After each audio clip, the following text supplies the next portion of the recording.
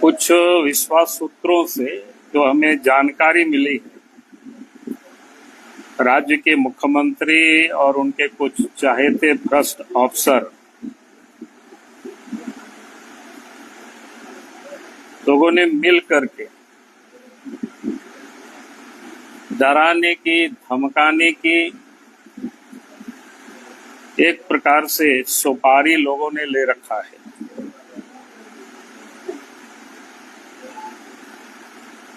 यानी मेरे ऊपर हमला करने का और कोई ना कोई झूठे केस मुकदमा में भी फंसाने का इस प्रकार की साजिश रची जा रही है। मेरे ऊपर भी हो सकता है, परिवार के ऊपर भी हो सकता है, या फिर हमसे जुड़े हुए लोगों के ऊपर भी हो सकता है। क्योंकि इन सारे लोगों को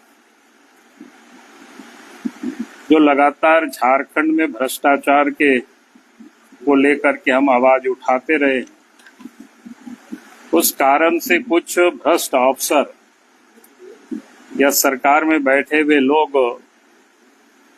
भयभीत है। क्योंकि आप सबको ध्यान में है कि लगातार भ्रष्टाचार के विरोध में हम आवाज उठाते रहे,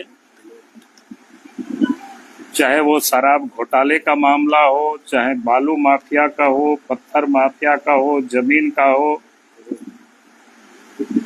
या कोयला या पत्थर की अवैध खनन जो होता है संगठित रूप से, उसका भी विरोध लगातार हम आवाज उठाते रहते हैं।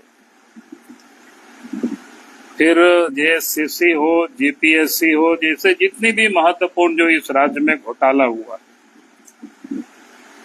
चाहे वो ग्रामीण क्षेत्रों में जो योजनाएं हो जिसका यानी लगातार ये जो लूट जारी रहता है, उसके विरोध में हम आवाज उठाते रहे।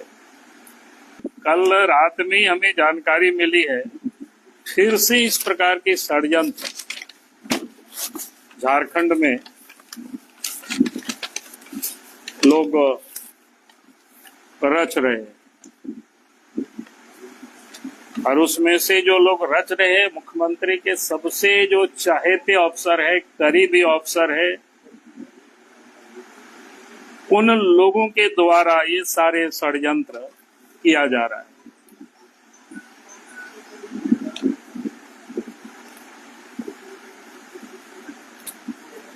मैं इतना ही कह सकता हूं कि षड्यंत्र चाहे वो सारे लोग जितना कुछ भी करे,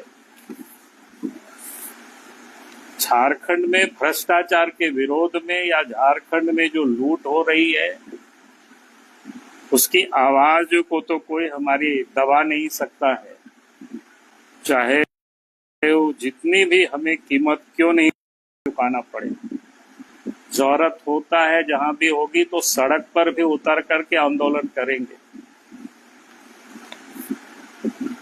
तो मैं ये कहूंगा कि आज लगा कि हम मीडिया के समक्ष ये सारे विषय को मैं रख दूं, ताकि झारखंड की जनता को भी जानकारी होनी चाहिए कि किस किस प्रकार के षड्यंत्र रचे जा रहे हैं मंत्री के। जांच कर लीजिएगा, पता कर लीजिएगा, मैं इतना ही कह रहा हूँ। और जब कोई जांच एजेंसी हमसे जब बात करेगा तो मैं जरूर बता दूंगा। मैं सदैव लड़ते रहा, जिस वक्त मेरे पास कुछ भी सुरक्षा नहीं था, तब भी हम सरकार के गलत कामों का मैं विरोध करते रहा। और आज तो मेरे पास जितना सुरक्षा है, काफी कुछ है, मैं उसके लिए अपने लिए मैं नहीं मांगता हूँ। मुझे जो जानकारियां मिली, मैं उसको आप सब लोगों के समझ सिर्फ मैं शेयर कर रहा हूँ।